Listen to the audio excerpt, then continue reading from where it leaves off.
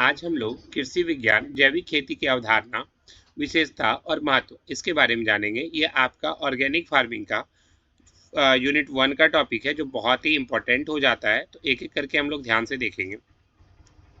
पहला आता है जैविक खेती की अवधारणा। इसमें हमें क्या क्या बातों के बारे में पढ़ना है, एक एक करके हम लोग ध्यान से देखेंगे। तो पहला, जैविक खेती को हम लोग ऑर्गेनिक फार्मिंग के नाम से भी जानते हैं। जैविक खेती को किस नाम से जानते हैं? ऑर्गेनिक फार्मिंग के नाम से जानते हैं। यह एक ऐसी पद्धति है जो प्रकृति के साथ तालमेल बिठाकर कार्य करती है। जो किसके साथ? प्रकृति के साथ तालमेल बिठाकर कृषि कार्य करती है। इसका मूल उद्देश्य क्या है? रासायनिक तत्वों से मुक्त, स्वस्थ और पोषक आहार प्रदान करना, पोषक उत्पाद प्रदान करना। इसी को हम लोग क्या बोलते हैं? ऑर्गेनिक फार्मिंग बोलते हैं। ठीक है।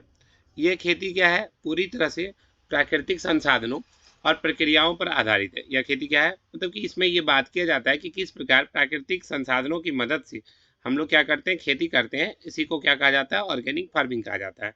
इसमें हम लोग क्या करते हैं? यह खेती में इस बात का ध्यान रखा जाता है कि जैव उर्वरक, मतलब जितने भी चीज़ें जो प्राकृतिक तौर पर प्राप्त होती है उसका सबसे ज़्यादा इसमें ध्यान रखा जाता है। जो हम लोग प्राकृतिक तौर पर देखते हैं इसके बारे में बताया जाता है। आगे बढ़ते हैं। अब आता है, इसके अलावा यह जैव उर्वरक, वर्मी कंपोस्ट और हरी खाद, इन सब चीज़ों से ज़्यादा प्रेरित होती है। इसके बारे में बताया जा रहा है। यानी कि जितना भी तरह से प्राकृतिक तरीका है उन प्राकृतिक तरीके से इसमें सारा वर्क किया जाता है। कोई भी केमिकल वाली चीज़ों का इस्तेमाल इसमें नहीं किया जाता। ध्यान रखिएगा, कोई भी केमिकल वाली चीज़ का प्रयोग हम लोग क्या करते हैं? इसमें नहीं करते हैं। जैविक खेती की जड़ें क्या है भाई? अब थोड़ा आगे बढ़ते हैं। तो यहाँ पर क्या आ रहा है? जैविक खेती की जड़। तो जैविक खेती की जड़ें क्या है? भारत के पारंपरिक कृषि पद्धतियों में से एक है। जो पारंपरिक कृषि पद्धति है वह भी इसके अंतर्गत आता है। अब आता है जिसमें किसान अपने खेतों में प्राकृतिक खाद, जैविक तकनीक आदि का भी उपयोग करते हैं। ठीक है। इसका आधुनिक स्वरूप कब था? 20वीं सदी के मध्य में विकसित हुआ। तो अगर पूछा जाए जैविक खेती कहाँ से शुरू हुई है, तो भारत में ही है। किसान क्या करते हैं? प्राकृतिक खाद डालते हैं। प्राकृतिक खाद मतलब कि जैसे पशुओं के गोबर वगैरह, इन सब चीज़ों का प्रयोग करते हैं और जैविक तकनीक का उपयोग करते हैं। एक कहावत आपने सुनी होगी, लालू यादव कहते हैं कि जब से शौचालय बन गया तब तक आलूआ में वो टेस्ट नहीं आता है। तो आलू में जो टेस्ट आता था ना, वो प्राकृतिक खाद से आता था। ठीक है, ध्यान रखिएगा। तो इसका आधुनिक स्वरूप का विकसित हुआ 20वीं सदी के मध्य में विकसित हो गया था, जब रसायनों के बढ़ते उपयोग से पर्यावरण और मानव स्वास्थ्य पर नकारात्मक प्रभाव पड़ने लगा। अब आता है जैविक खेती की विशेषता। तो जैविक खेती को पारंपरिक, मतलब जो परंपरा से चला आ रहा है, और आधुनिक तकनीक, उन दोनों का समन्वय कहा जा सकता है। आधुनिक तकनीक मतलब जो अभी नया नया टेक्नोलॉजी लगा रहे हैं, उन दोनों का मिला जुला रूप कह सकते हैं। पारंपरिक मतलब जो परंपरा से चला आ रहा है, आधुनिक मतलब जो अभी नया तरीका है। ठीक है, आगे बढ़ते हैं। इसकी मुख्य विशेषताएं निम्नलिखित है। पहला है रासायनों का निषेध। जैविक खेती में रासायनिक उर्वरक, कीटनाशक और जड़ी बूटी का उपयोग नहीं किया जाता। जैविक खेती में हम लोग रासायनिक उर्वरक का उपयोग नहीं करते, कीटनाशक का नहीं करते हैं, जड़ी बूटी का उपयोग नहीं करते हैं। सिंथेटिक उत्पादों की जगह प्राकृतिक विकल्प जैसे गोबर खाद, हरी खाद और जैव उर्वरक का प्रयोग किया जाता है। सर, गोबर खाद तो जान रहे हैं, गोबर को कुछ दिन तक क्या कीजिए? छोड़ दीजिए, केचुआ वगैरह लग के उसको खाता है, फिर वही सड़ गल जाता है, तो उसी को गोबर खाद कहते हैं। ठीक है। अब यह हरी खाद क्या है सर? पत्ता वगैरह जितना भी है, या सब्जी का छिलका है, फल का छिलका है, सबको जमीन के अंदर कुछ टाइम के लिए गाड़ दिया जाता है। 6 महीना के बाद उसको निकाला जाता है, तो उसी को हरी खाद बोलते हैं। जैव उर्वरक भी कुछ उसी तरह का तैयार किया जाता है। अब आता है जैव उर्वरकों का उपयोग। तो जैविक खेती में नाइट्रोजन और अन्य पोषक तत्व की पूर्ति के लिए गोबर की खाद, वर्मी कंपोस्ट और हरी खाद का उपयोग किया जाता है। जैव उर्वरक जैसे राइजोबियम बैक्टीरिया, एजोटोबैक्टर मिट्टी की उर्वरता बढ़ाने में सहायक होते हैं। ये ध्यान रखिएगा। जैव उर्वरक क्या नाम बताया मैंने? राइजोबियम बैक्टीरिया, एजोटोबैक्टर, ये उसमें सहायक होते हैं। अब आता है फसल चक्र और मिश्रित खेती। तो फसल चक्र अपनाने से मृदा में पोषक तत्वों का संतुलन रहता है। अगर फसल चक्र को हम अपनाएंगे तो मृदा में क्या होता है? पोषक तत्वों का संतुलन रहता है। अब सर, फसल चक्र कहते किसको है? एक बार आप मान लीजिए अपना खेत में अलुआ लगाए, अलुआ उपज गया, अब फिर अलुआ नहीं बोइए, अब की बार फूलगोभी लगा दीजिए, गेहूँ लगा दीजिए, धान लगा दीजिए। ऐसे क्या होगा? मिट्टी रोटेट करते रहेगा। मान लीजिए सुबह से शाम अगर आप ही का क्लास लें तो आप भी बोर हो जाएंगे, हम भी बोर हो जाएंगे। इसलिए बच्चा बदलना चाहिए, टीचर बदलना चाहिए। ठीक उसी प्रकार खेत में क्या होता है? फसलों का बदलाव होना चाहिए। स्पीड ठीक है ना? सभी को समझ में आ रहा है या किसी को कोई दिक्कत है तो प्लीज बताइएगा। समझ रहे सर। चलिए आगे देखते हैं। अब आता है जल और मृदा संरक्षण।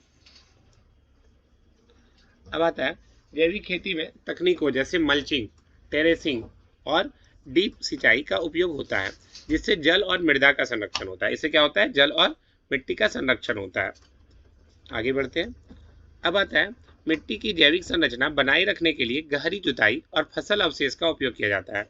जब मिट्टी का अगर हमको जैविक संरचना बनाए रखना है तो जुताई भी गहरा किया जाता है, और फसल अवशेष जो भी आपने सुना होगा, कुछ लोग क्या करते हैं खेत में ही कोई छोटा सा फसल वगैरह उगाते हैं जैसे जौ राई, और उगाने के बाद फिर उसको मिट्टी में मिल देते हैं।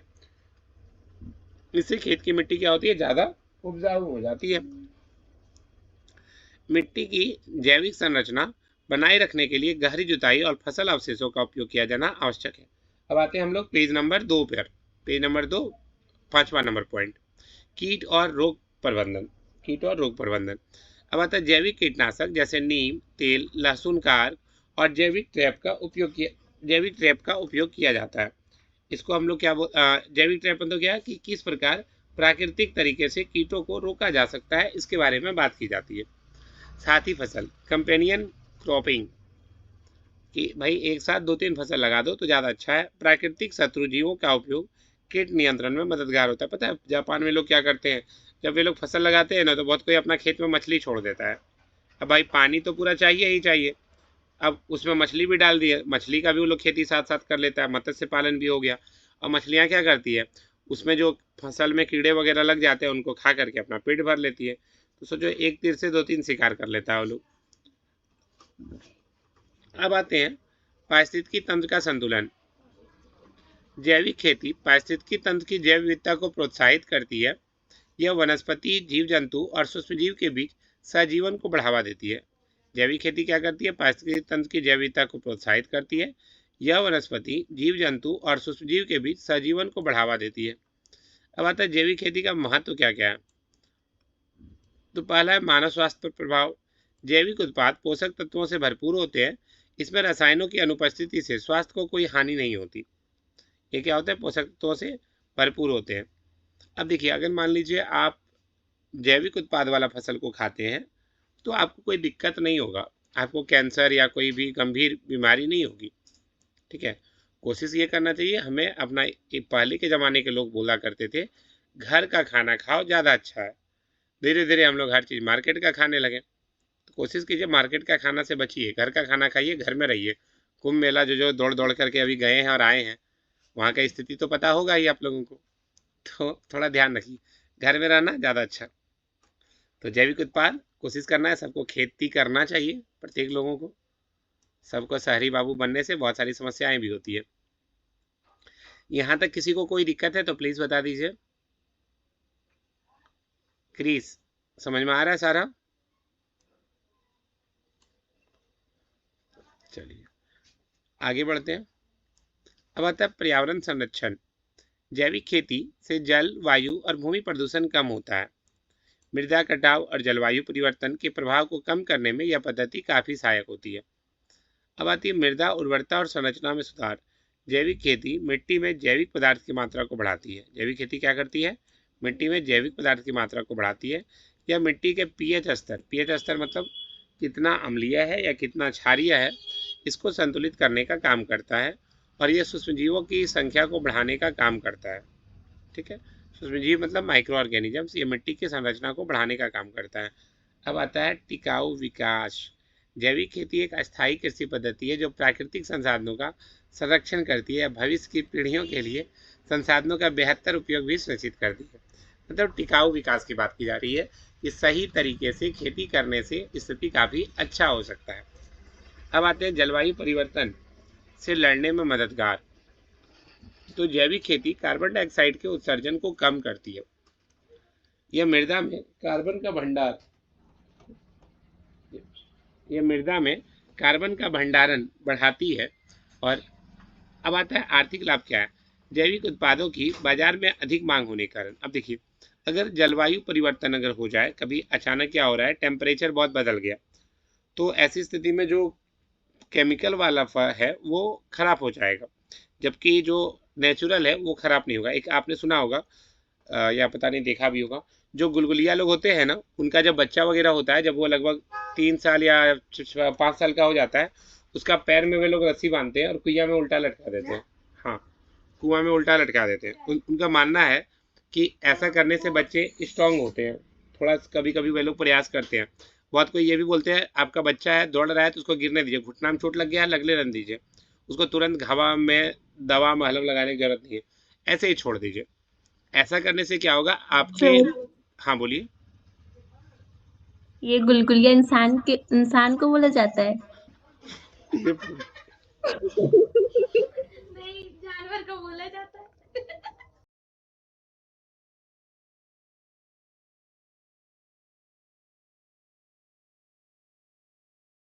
बंजारा देखी नहीं होगी।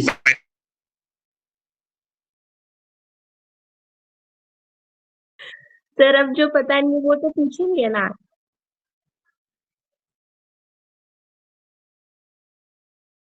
ठीक है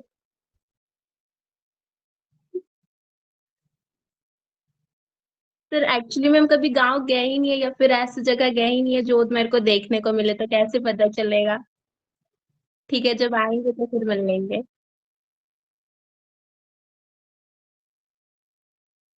यस सर। ठीक है।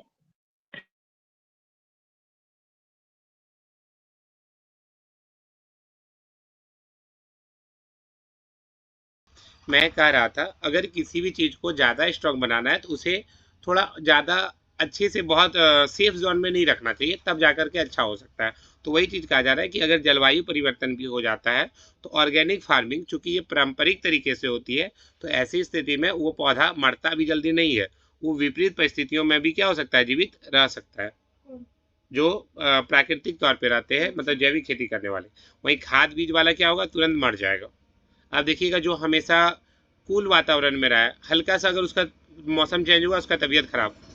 और गांव देहात का बुतरू खेलते रहेगा, कोई फर्क नहीं पड़ता, ठंडा रहे गर्मी रहे बरसात रहे, वह भीगते रहेगा। और हम लोग अपना बच्चा लोग को बहुत एकदम केयर करके रखेंगे।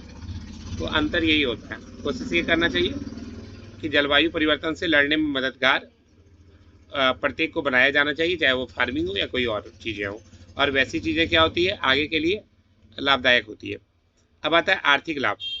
जैविक उत्पादों की बाजार में अधिक मांग होने के कारण किसानों को इनका अच्छा मूल्य मिलता है, क्योंकि इसकी मांग क्या होती है, बहुत अधिक होती है। लोग चाहते हैं कि इस तरह का भोजन हम लोग करें, ये सही होगा हमारी बॉडी के लिए। रासायनिक उर्वरक और कीटनाशकों पर खर्च कम होने से उत्पादन लागत घटती है। अब भाई उर्वरक पर खर्चा नहीं कर रहे हैं, कीटनाशक पे खर्चा नहीं कर रहे हैं, तो उत्पादन लागत घटेगा ही। ये भी नॉर्मल सा बात है। गांव के लोग कम इनकम करते हैं, फिर भी खुशी से रह लेते हैं। क्यों भाई, उनका बच्चा पर उतना खर्चा नहीं होता जितना शहरी बच्चों पर होता है। सेम चीज़ें खेती पर भी लागू होती है। ग्रामीण क्षेत्रों में रोजगार। जैविक खेती में श्रम शक्ति की आवश्यकता अधिक होती है, इसमें मेहनत बेसी लगता है, तो इसलिए गांव के क्षेत्र में रोजगार का अवसर भी बढ़ता है। बहुत सारे लोग इसमें इनबिल्ट होते हैं, लगते हैं। अब आता है जैविक खेती के लाभ और चुनौती। जैविक खेती से लाभ क्या क्या होगा, तो पहला बताया कि मिट्टी और पर्यावरण को संरक्षण मिलता है। मिट्टी और पर्यावरण का संरक्षण इसमें हो सकता है। उत्पादों की उच्च गुणवत्ता और स्वास्थ्य लाभ। उत्पादों की गुणवत्ता अच्छी होती है, स्वास्थ्य में लाभ होता है। जैव विविधता का संरक्षण। जैव विविधता मतलब बायोडाइवर्सिटी बची रहती है, बहुत सारे जीव बचे रहते हैं। अब आता है चुनौती। ये शुरुआती उत्पादन में कमी ला देता है। यह क्या करता है, जैविक खेती शुरुआती उत्पादन में कमी लाता है। जैविक उत्पादों के लिए बाजार की सीमित। बोलिए। जैव विविधता का मतलब क्या है? देखिए, जैव विविधता का अर्थ है बायोडाइवर्सिटी, मतलब सिंपल भाषा में बोले, अलग अलग जीवों को की प्रजाति संरक्षित रहती है अगर आप ऑर्गेनिक फार्मिंग करते हैं। अगर उसके बजाय आप केमिकल वाला करेंगे तो वो बहुत सारे जीव नष्ट हो जाते हैं। ठीक है। संरक्षण का मतलब होता है कंजर्वेशन। आप लोगों का जो बहुत सारे स्थान पे जू वगैरह जो बनाए जाते हैं, इसलिए बनाए जाते हैं ताकि उनको कंजर्व किया जा सके। आपने सुना होगा, नाम्बिया से हमारे प्रधानमंत्री नरेंद्र मोदी 4 तेंदुआ शायद लाए थे। तो ऐसा इसलिए था क्योंकि उनकी प्रजाति भारत में धीरे धीरे विलुप्त हो रही है, तो उसको बचाने के लिए। उसी को जैव विविधता का संरक्षण बोल सकते हैं। जिस तरह हम जीवों को बचा सके, पेड़ पौधों को बचा सके, उसी को कहा जा रहा है। अब कोई दिक्कत क्रिस? चलिए आगे बढ़ते हैं। अब आते हैं चुनौती पर। यह शुरुआती उत्पादन में कमी लाता है। जैविक उत्पादों के लिए बाजार की सीमित उपलब्धता होती है। किसानों के लिए जागरूकता और प्रशिक्षण की कमी भी आती है। अब आता है भारत में जैविक खेती का परिदृश्य। भारत में जैविक खेती का विस्तार तेजी से हो रहा है।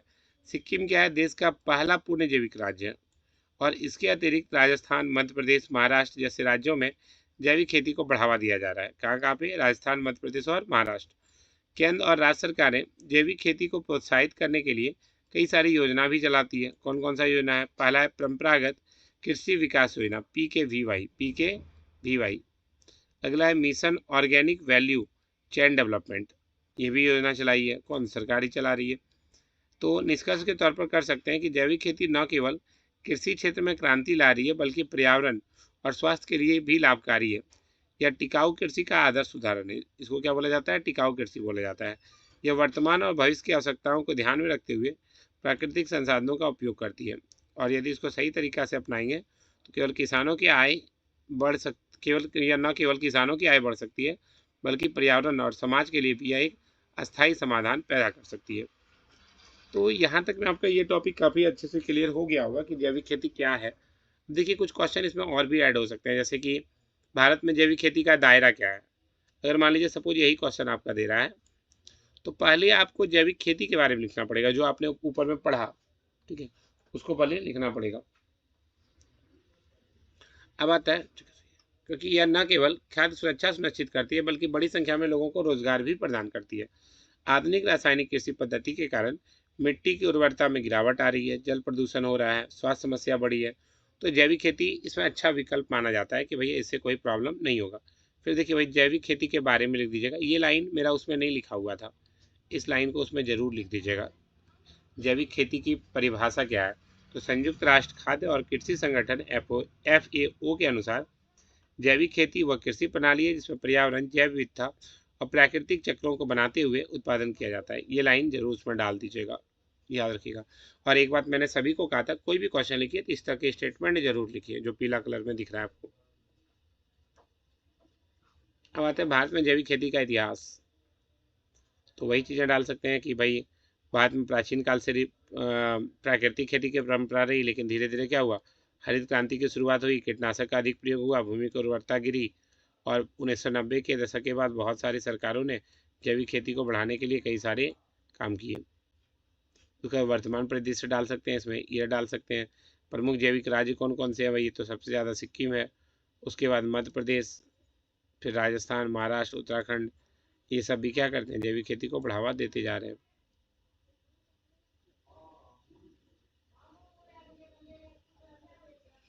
अब आपका काम रहा, इसको एक बार पूरा का पूरा लिखिएगा और याद कीजिएगा। फिर इसमें देखिए थोड़ा सा और देख लीजिए, जैविक उत्पादों का निर्यात कितना हो रहा है, इसका डाटा अगर आपको याद रह सकता है तो रख लीजिए। नहीं डाटा याद रह सकता है तो क्या क्या चीज़ का उत्पाद भेजा जाता है, चाय भेजा जाता है, मसाला भेजा जाता है, दाल भेजा जाता है, कॉफ़ी भेजा जाता है, ये सब लिख लीजिएगा। इसका प्रकार के हुआ है तो 3 गो प्रकार आया, पारंपरिक जैविक खेती, संगठित जैविक खेती और वैकल्पिक कृषि प्रणाली। तो ये तीनों का स्टेटमेंट हमें याद करना है। इसका लाभ क्या क्या हो सकता है आर्थिक तौर पर, कि भैया पैसा कमाने में लाभदायक होता है, स्वास्थ्य हम कोई तरह से बीमार वगैरह नहीं पड़ते हैं। इसको बढ़ावा देने वाली सरकारी योजना कौन कौन सा है जो जैविक खेती को बढ़ावा दे रही है?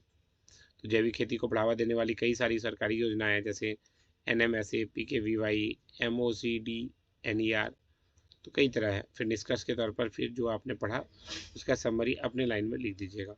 अब बताइए यहाँ तक में कोई दिक्कत है?